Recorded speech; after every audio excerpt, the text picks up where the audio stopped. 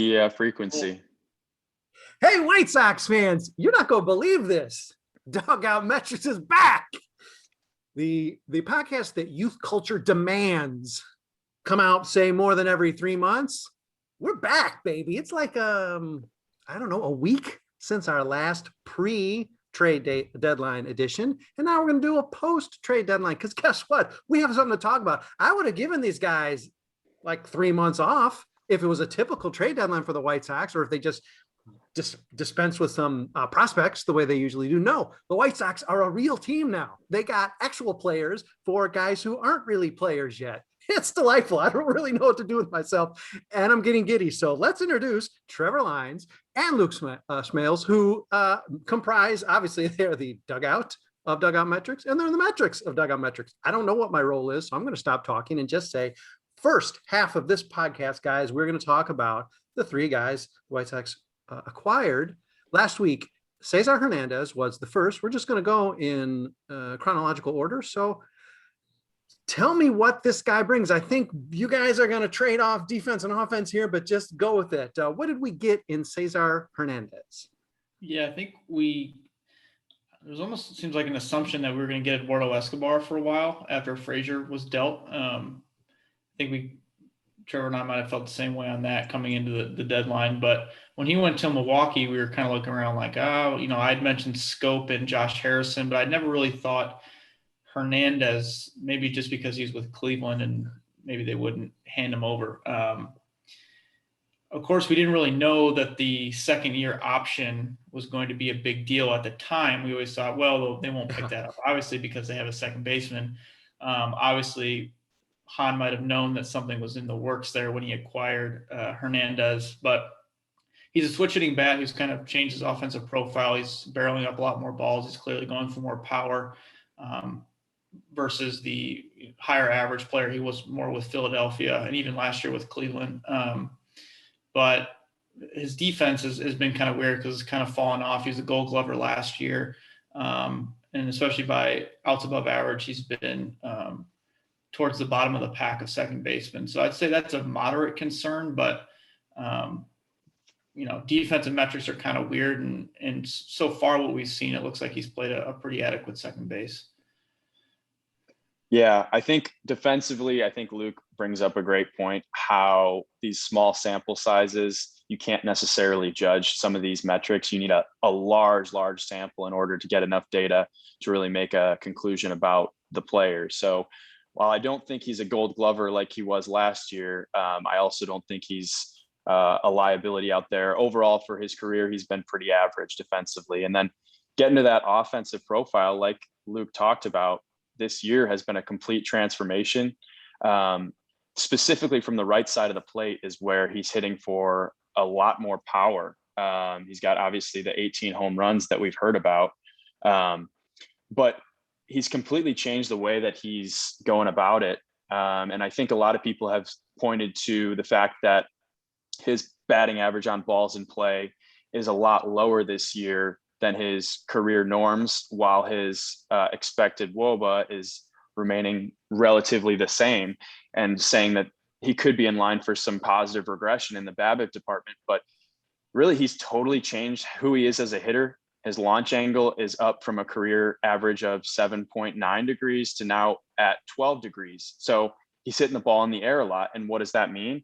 That means that he's going to hit a lot more home runs, but it's going to come at a trade-off of his batting average on balls in play. If the ball is staying in the park and it's hit in the air, chances are it's going to be an out. So I think you can expect a little bit of regression positively towards his batting average, but not as much as some people are saying. But like I said, from the right side is where his huge power has come from. I think he's slugging above 500 from the right side and in the 300s from the left side. He's still kind of more of his traditional put the ball in play, make things happen, try and get on base from the left side. But I like the move overall.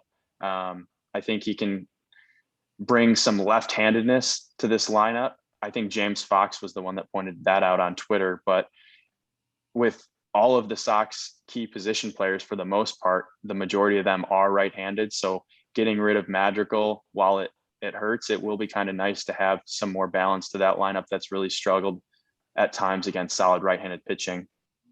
Now I'm dull, so as you guys are talking about César's power, I'm going to also just point out, as if it's salient, he can bunt too. And not that I like bunting, but if you're gonna bunt, if you're gonna call for bunt, do it for a guy who can bunt. And it seems like he can bunt. So wow, it's another toy for Tony and the White Sox to play with. Now, I don't want to grind this to a halt before we even get to our second player, but my eyes aren't that sharp. But everybody listening may just need to pause and jump over to YouTube, because I think Trevor Lines has lost some facial hair or something. There's something different about Trevor. What's going on over there?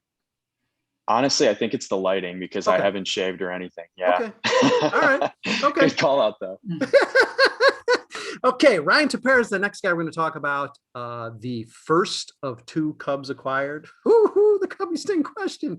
I'm not going to ask it, but obviously he got to the South Side, had a couple rough back-to-back outings, which isn't great. But let's just talk about what he's going to bring, because clearly he is going to end up playing an important role, not like the next guy we're going to talk about, but still a very important role in this bullpen at a time the White Sox really need it. Yeah, we talked a decent amount about him when we didn't even know if we were going to get him in the last podcast. But like I said, then he's a command over stuff guy. He's one of the he was one of the top command relief pitchers available. And he really makes his money with his slider, cutter, whatever you want to call it. Really commanding that, down and into lefties and running away from righties is what he does best. And then he'll throw a sinker that he can get low to mid 90s as well. And I guess you thought before they got Kimbrel that he was going to, okay, maybe he's the 8th inning guy that La Russa can trust, game in, game out to go there when he doesn't have the same kind of confidence in Crochet and Bummer. But now it's almost like he's an insurance policy. Say you bring in Crochet and Bummer and they clearly just don't have it throwing strikes wise. You could just, you throw Tepera in there. But yeah, he's had a few, that first outing was definitely not good at all. A few early bumps in the road, but I think he's going to be a pretty dependable arm for the Sox, and now it'll probably be middle relief. Yeah, that was a great call from Luke on our last podcast that might be a guy that the Sox had eyes on, and sure enough, they got him, and we thought that was going to be their big arm of the deadline, and obviously that was a little bit overshadowed by the other Cubs reliever that they got. But like Luke said, he's going to be a very dependable arm for them. He's increased his first pitch strike rate this year, so he's getting ahead a little bit more, and I would be interested to see where some of Luke's metrics are as far as his stuff goes with your stuff metrics that you've brought, because it doesn't, just looking from the surface level, it doesn't look like he has overpowering stuff, but he does use that breaking ball or that cutter almost as his primary pitch. And some of his advanced metrics, his whiff rate and his chase rate, are outstanding, towards the top of the league, despite relatively average stuff on the surface. So it'd be interesting to see whether that's coming from command, whether that's coming from tunneling really well. I would think that that's probably an aspect of it too. And then also just the fact that he's mixing his pitches and kind of pitching backwards a lot of the time. Yeah, he really didn't grade out that well in any of the deception metrics or really stuff metrics either. I mean, that's the crazy thing about his slider, is that it doesn't really move that much more than the average slider. He's just able to locate it so well that he has such great success with it. We can see, contrast that with Aaron Bummer, who has probably the nastiest moving slider, but sometimes it's just so, he can't locate it to where it can't be effective, or he can't get the sinker over to, let that pitch play. But it really just comes down to command, because the stuff metrics and deception metrics don't grade out as well, at least according to my model.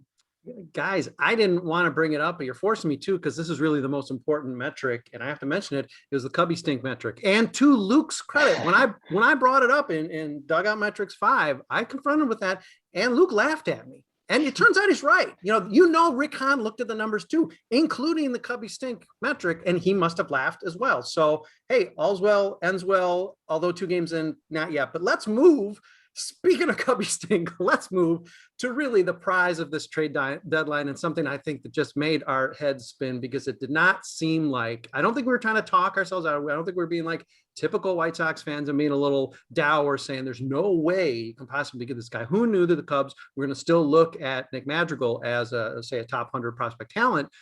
Because that certainly was going to be part of the cost for Craig Kimbrell. White Sox acquire Craig Kimbrell, now basically have two closers, complimentary or not. Well, they both yell and they both have longish hair, apparently.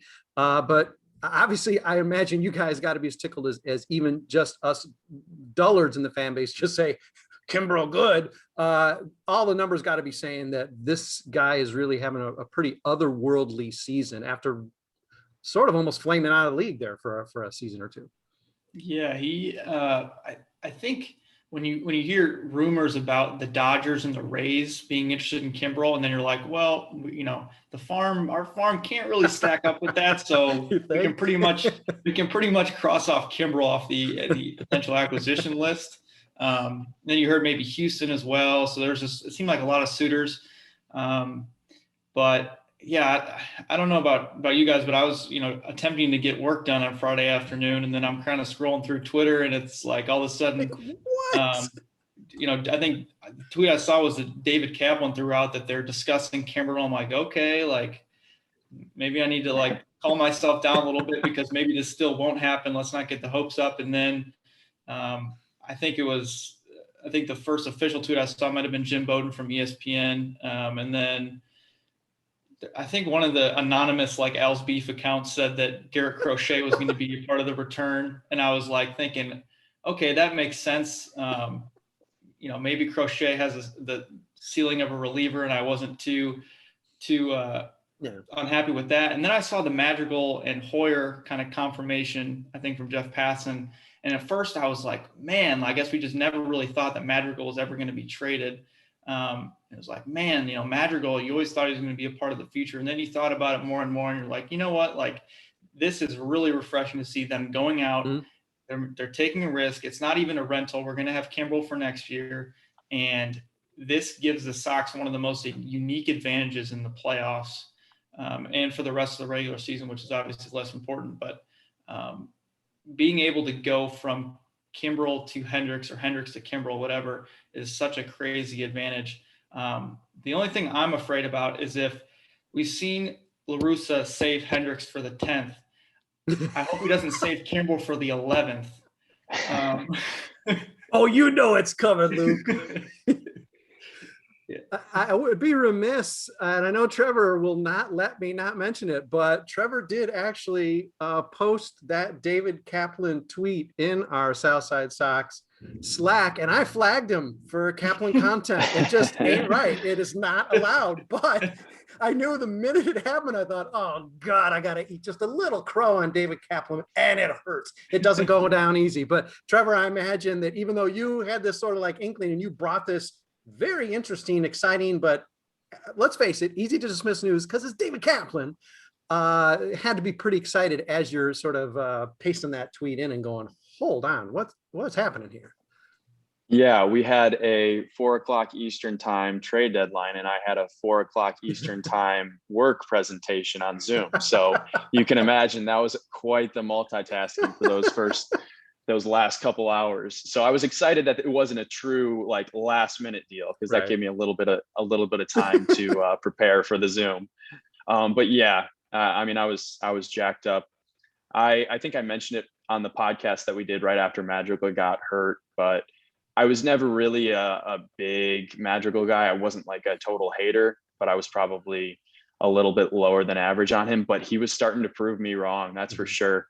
Not necessarily ever going to be a big home run guy, but he was finding some gaps, and he was close to the team lead for doubles as well, just from spraying it down the lines, and not necessarily your traditional doubles, but maybe more your hustle doubles, which, hey, they still all count for the same. That's kind of how I was in college. So I'm definitely not going to dismiss those hustle doubles. But the guy that we got back, Craig Kimbrell, probably, if you look at the statistics over his career, one of the top 5 most dominant relievers in MLB history. And despite a couple down years this year, he's turned it right back on. He's in the 100th percentile for expected batting average, the 100th percentile for expected ERA, the 100th percentile for expected slugging, the 100th percentile for whiff percentage, and the 100th percentile for strikeout percentage. So that's all right. We'll take that. And the way that he's kind of gotten back to his true talent level, I think it was Darren. Was it Darren Black that wrote an article on Southside Sox Yes. about Kimbrel right after the deadline? Mm-hmm. But he had a really good write-up, so go check that out. But he's getting his fastball up in the zone, and he's getting his slider or curveball, whatever you want to call it, down in the zone. He's not missing in the middle of the plate as much anymore. And then against right-handed batters, he's kind of hitting that outside corner with the fastball as well. But I was reading up on it a little bit. It sounds like his little mechanical tweak that got him back to that was trying to stay closed for a split second more and not necessarily flying open, which is similar to something that we've seen with Aaron Bummer, similar to something that we've seen with Dylan Cease, trying to stay closed, drive the ball to the plate and stay on top of the ball. So Ethan Katz has obviously worked well with Cease this year. It sounds like it's something that's sustainable for Kimbrel. And if he continues with that dominant stretch, I don't see, unless Madrigal becomes some sort of an all-star 3,000 hit guy, I don't see how you can complain about the deal. And it's crazy to look at, there was a question on Darren's article, and we're also pasting in the two pieces that Zach Hayes did on César and Tepera. We had sort of follow-up coverage for all three guys to say, hey, what to expect with this guy. And with Darren, I just said, hey, why is Craig Kimbrel good now? And he made a great case for it in his piece. And one of the initial comments was, so then why did he ever dip? Was he hurt? So I actually looked that up. Again, I'm a simple guy, so I'm not going to look at the percentages and whatnot. But really, one of the major factors is that, and I had forgotten about it, in 2019, he signed late, right? He because of the collusion or whatever it is, right? He got a late start to the season, and whereas a guy like Dallas Keuchel, that didn't seem to affect him too badly in going through some of the same steps with Atlanta when he sort of had to go through the same thing, collusion or whatnot. Kimbrel maybe didn't take to it as well. He did have some bumps and nicks, but that also could have been, hey, you're getting your butt handed to you. Just take a breather, take 10 days and come back. But by the end of last season, short season, but what amounts to half the season, he was scoreless in September. So he was already, it seems like, turning the corner, even though we look at both of those years as being like, for a guy who people talk about maybe Hall of Fame, you're not supposed to have a couple seasons like that, even for a closer. And, that might help explain some of his dip as well. Guys, let's take a quick break. We're going to talk about who we sent off and maybe anything else we need to talk about in terms of César or Ryan or Craig here in the second half of the piece. But we'll be back in just a minute with Dugout Metrics number 6. And we are indeed back with Dugout Metrics number 6. Yeah, you were not expecting that we were going to have a 6 so close to a 5. But listen, situation warrants. We traded some guys, prospects, and we got some guys, not prospects. And it's just, I still haven't really, I don't know what to do with myself. This is a very strange position to be in. It seems like it's been 20 years or my whole lifetime since this has happened with the White Sox. The second half of the show, we want to at least start with talking about some of the guys we shipped away. And hey, why not just go in order, I suppose? Probably, at least initially, I was a little taken aback at the cost for César Hernandez until I understood a little bit more of what he was about and what he could bring and the ceiling that he still had left even in this very season. And that was Konnor Pilkington, probably our best starter this year, at least in terms of guys high. Well, let's face it, probably our best starter in the system this year. A guy who seemed like he got it, turned maybe a little corner this year, was taking things a little seriously, and pretty much had start after start that was really good. What did you see? What do you guys see in him? And is he a guy who could haunt us a little bit? What do you think his ceiling is? I think his ceiling's probably back-end starter, which, I mean, I know Cleveland's really good at developing pitchers, so you think maybe they'd be able to get a little bit more out of them. So maybe that worries you a little bit, but I think you know, you look at Hernandez and you see league average bat, but he's really been a lot better since, actually since the foreign substance crackdown. I saw that his numbers have been a lot better, which I think pretty much the whole league's offensive numbers have been better, but he's obviously been a lot more comfortable since the playing fields maybe been evened out. So with Pilkington, I don't think there's just not a super high ceiling. I think that you're like, okay, maybe we potentially traded an all-star pitcher unless Cleveland works some sort of magic, which they seem to have done before. So overall, I'm not too worried about it. So you're not haunted, but you're open to the fact that one day you might be haunted. Yeah. I'm not saying could be the next Shane Bieber, or I'm not saying he is going to be the next Shane Bieber, but you know, maybe. All right, Trevor. And if he does, go ahead. If he does turn out to be the next Shane Bieber, I mean, could you expect that he would have been the next Shane Bieber in the White Sox system? Because obviously the Indians are great at developing pitching. So even if he does turn out to have a higher ceiling, it's no guarantee that he would have turned into that player with the White Sox. But this year, his stuff really has ticked up. From what I was reading, what I was seeing, he was kind of more of a low 90s guy from the left side. And this summer, he's been mid 90s. A whip below 1 is always solid. So like you said, Brett, he probably has been the best arm in the system performance wise. So he's definitely raised his stock, gotten on some radars, and obviously the Indians saw something they liked in him. And the clock is ticking for him in terms of 40-man, and that had to play a small factor at least. It's a stretch to say somebody's going to pluck Pilkington and keep him in a bullpen or put him in a rotation in the major leagues from Double-A, no matter how great he finishes his Double-A season. But the possibility, he's maybe the most likely guy they'd leave off who would get snagged in Rule 5. So that's a consideration, probably a small one, but a consideration. And it made me feel a little bit better about giving a guy who really, although I was sort of roundly mocked in my original piece, calling him a power arm, I feel a little better realizing that's right. I know I saw something, that is that his velocity had decreased, but it was ticking back up, which is sort of the way you want to see things going. But anyway, he's gone. He's Cleveland's issue now, and we'll see what they can do with him. Okay, so in terms of Ryan Tepera, the cost there was small, and we've heard there's some reasons that really don't have to do with just sheer talent there, including the Cubs sort of wanting to perhaps sign him for 2022. And so they were trying to do him a solid by keeping him in Chicago. And perhaps that's why they took only Bailey Horn. I'm guessing the Cubs would have taken a much better deal if one was out there. It was a little surprising that was the return, given the way even our own articles, Luke, had described what the likely return would be.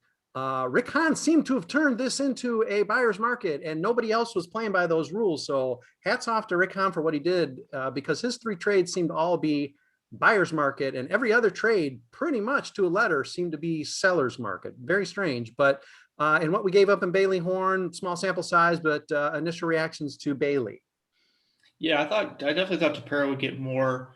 You know, when you try to mock up these trades, I think you try to look at previous trades, guys similar to Tepera and what they've gotten in the past. And it's kind of tough this year because you almost have to look back at 2019, that deadline that was more typical. And just looking at some of the similar guys, I just remember thinking, oh, these guys actually got some pretty decent returns. Mm-hmm. And then, only Bailey Horn for Tepera, I think, was a little bit surprising, especially because I thought Tepera would be, after the 4 or 5 top level, relatively top level closers that'd be available. I thought Tepera would be one of the top setup guys that would be sought after. With Horn, I think people have thrown out that he was a kind of a sleeper in the 5th round, that they liked the Sox grabbing in the 5th round after they had to.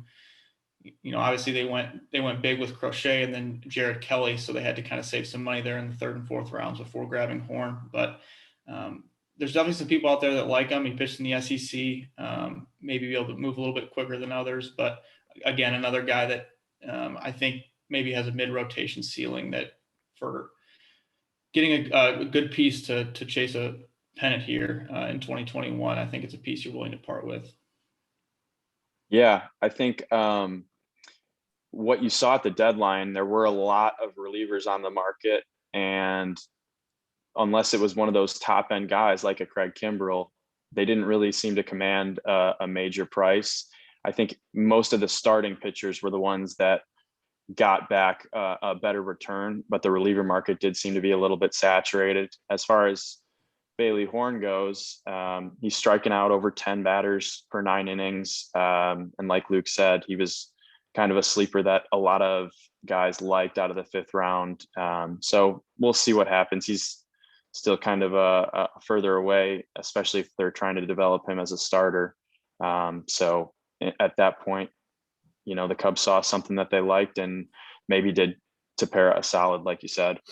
Well, and a small sample size, but it's not encouraging that just the move from low A to high A resulted in Horn just getting pummeled. And he didn't know what to do with himself there. After doing very well in low A, it needs to be said. Not that you're going to extrapolate a ton from that, but it's not what you want to see. Not that there's never going to be a hiccup, but that's enough to give pause, not to trade the guy, but to say, okay, I mean, plus it's not Jared Kelly we're talking about. This is a guy who was a college arm, even though he really didn't have a lot of reps in college.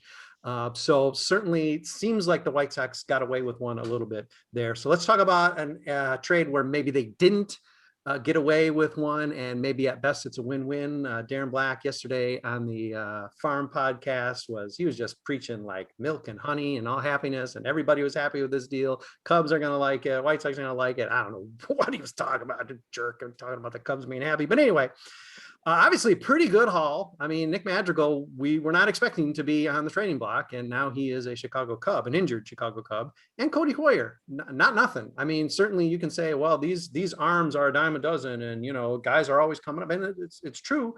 Starters become relievers rarely become starters. But he's a year removed from some pretty lights out stuff, and obviously the Cubs are looking at him as perhaps closer material. So a fairly hefty price for Kimbrel. Let's talk about the guys that were shipped north versus what we've already talked about in Kimbrel. Yeah, I don't think this trade happens if Madrigal isn't hurt for the rest of this season. Sure.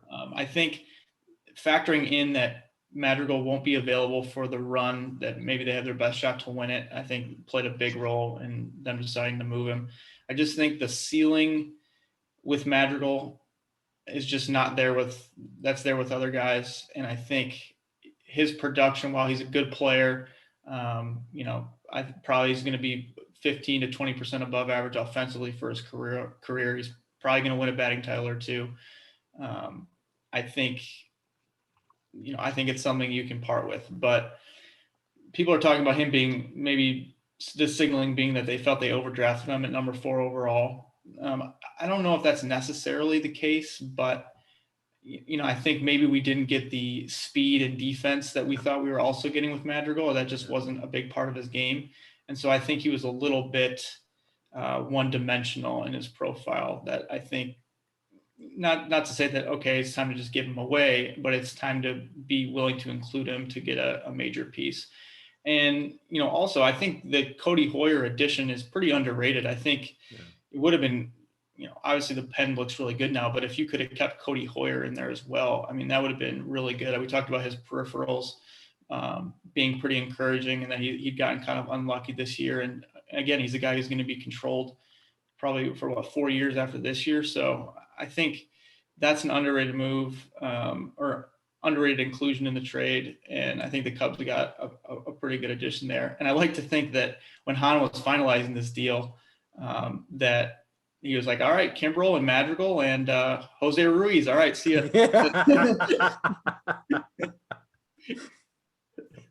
But obviously I'm sure he was pretty staunch on including Hoyer as a second piece. Yeah, to get to Madrigal a bit, if you think of your stereotypical Cubs fan, I think they're going to love him. I think they're going to love him because, that's the content I wanted, Trevor. I don't want to burn any bridges here, but he's going to hit for a high batting average. A lot of your more traditional stats are going to love him, but it is somewhat of empty stats. If you look at the true value-driven advanced stats, and I'm an advanced stats guy, but I'm not a end-all be-all guy. So I do see the value in Madrigal bringing that high average, high contact rate, rarely striking out. But he's going to be a fan favorite on the north side for years to come. And then as far as Hoyer, one little note that I was looking up earlier in the season, surprisingly, out of the entire White Sox pitching staff, you got Crochet, you got Kopech, you got Hendricks, you got Rodon that have all been up there in the velocity. As far as perceived velocity goes, Cody Hoyer has the hardest perceived velocity of any pitcher on the White Sox staff, which takes into account the actual velocity as well as the extension that the pitcher is getting towards the plate. So the stuff is there. Obviously, we saw that last year. His control hasn't necessarily left him this year. He hasn't really been walking guys, but his command, the ability to actually spot the pitches where he wants to, has been why he's been getting hit around a little bit. So if he can iron that out, he's still got the stuff to be a dominant back end arm. He Madrigal at least. Yeah, I think. Go ahead, Luke. Oh, sorry. No, go ahead. We cut off there. My bad. Yeah, I think there was reports that the Sox had, or the Cubs maybe had a pick between Crochet and Madrigal, which I think is, if anything, it's just interesting. Which guy maybe that Hahn was hoping they would pick, if there truly was a selection there, or from a fan standpoint, which guy we would have had them rather take. I mean, I don't think you would have given up Crochet and Hoyer, two guys out of the bullpen, but it's definitely interesting to think about long term. Would you rather have parted with Crochet or Madrigal? Okay, speed round then. Who would you have, if that was your choice? Who do you take? As the Cubs? Yes. Yeah, put the Cubs hat on. Sorry. Go ahead, Trevor. I would take Madrigal over Crochet. I think that Crochet just has too much of that velocity dip, as well as the reliever potential profile. Too much risk, I would say. So I would have gone Madrigal, the safer option. Yeah, it's Madrigal's definitely the higher floor, but maybe Crochet gives you that upside that Madrigal doesn't. But I'm sure, I think they have their middle infield with Horner and Madrigal, two actually really like similar profile players. Horner's not as extreme as Madrigal, but it'll be interesting to see, kind of how that all works out for him. But not that we're paying attention too much to what's going on up there now. Well, you punted that nicely, Luke. I'm taking Crochet. I think that one thing that Madrigals need to work on is his no-look tags, because now they have their quotient, their WAR for no-look tags is like 0 now that Javi Baez is gone. So he's going to have to work on that. One thing you didn't mention, or you guys probably did, and I just wasn't listening, I was laughing, but Madrigal's injuries. This is 3 in 4 years. They're significant injuries, not all his fault. I think that's got to be a flag, and that doesn't necessarily push a trade. I'm sure the White Sox didn't want to trade, although, Luke, you're right to point out that if Madrigal's hurt, I don't think he's on the table for a deal, because he's producing for the White Sox. He's getting closer to 3,000 hits and all of that. He's not injuring himself sliding, or maybe he is. I think that's a real flag when the guy's floor is higher, but the ceiling is still relatively low. When you're talking about a guy who's not able to suit up, and the White Sox have a number of those guys. Luis Roberts, a guy who's now played, maybe 60% of his eligible games since he's been a pro. Madrigal's number can't be much different, or maybe worse. Although he did, I guess, have a pretty full, healthy season coming up to the White Sox. That's a factor I think you can't dismiss. And again, it's not a reason to trade a guy, but I don't think I think it makes it easier to trade a guy, because let's face it, he's sitting watching the rest of the season. The White Sox are trying to win a World Series.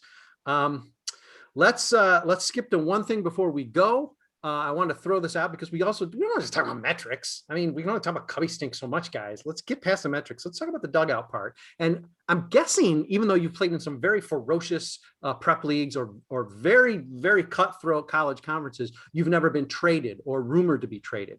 But I'd like to know, obviously you've got more playing time given hot streaks, and maybe you've been hearing some footsteps where maybe we're going to get a replacement starting lineup or have to platoon or something.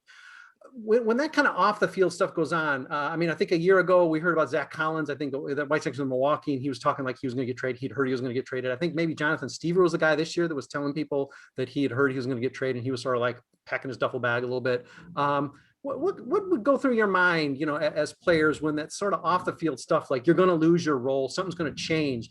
How do you play through that?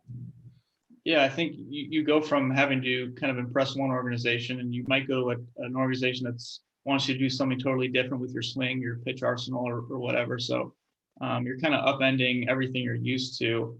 And, just recently, I think Trevor Story had to actually request a day off with the Rockies because he was so kind of set on being traded, and he thought everything was pointing to him being traded, thinking, oh, I'm going to go to a contender. I'm going to contribute to a really good team. Actually, no, I'm just going to stay with Colorado. They didn't trade me for whatever reason. So they were asleep. Yeah. And it definitely plays, I think it plays at minimum, it plays a little bit of a factor in your day-to-day kind of, what's my future going to look like? Because you could get traded somewhere and that's where you spend the rest of your career. So you just never know how things are going to play out. Yeah, I'm sure that was weighing heavily on a lot of these guys and probably contributed to some guys pressing. It's not, they're not just players, they're people too. Their entire family is affected by these types of moves, and their entire, life outside of baseball as well. And I think you saw that a little bit with the Cubs hitters that hit home runs on their first game with their new team. We'll see what they do the rest of the year, but I'm sure that last couple weeks or so, they had to have been in the back of their mind pressing a little bit. And then another kind of note on that, I'm not blocked by Steve Stone on Twitter yet, so I don't know if you saw, but the interview that he had on The Score about Madrigal didn't really sit right with me. I didn't really think there was any need for him to kind of go over the top, bashing the kid right after he gets traded. And I'm sure, like I said, it's a very, very sensitive time for him. And while I agreed with some of his points, there was no need to do that, I don't think. So Steve Stone, come on, man. Trevor, did you see that it was a year to the day that he said that Madrigal, he said on The Score that Madrigal was never going to be Pedroia or Altuve, but a year ago, the 31st of July 2020, he said, give the kid some time, he might turn into Pedroia or Altuve. So apparently he only got less than 100 games to prove that he could turn into that. But yeah, I agree. It didn't really sit right. Steve Stone. Well, as someone who's blocked by Steve Stone for just suggesting that people perceive guys like Trevor Bauer and Marcus Stroman differently, perhaps because of the complexion of their skin, he blocked me. Oh well. It's hell to be right, guys. Sometimes it's hell to be right. And listen, hey, social media, who cares? He's oldster. He doesn't really know how to use it. Anyway, he's picking fights now. He was just like, he's anticipating fights now on Twitter. Anyway, we're giving Steve Stone too much attention. Bad call. Nasty play, Steve. Thanks, guys. This was fun in reviewing these trades.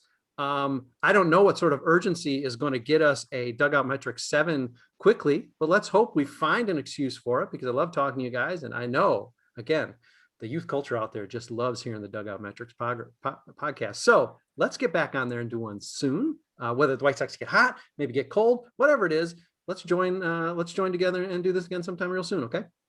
Sounds good. Awesome. Sounds like a plan. Thanks, Brett.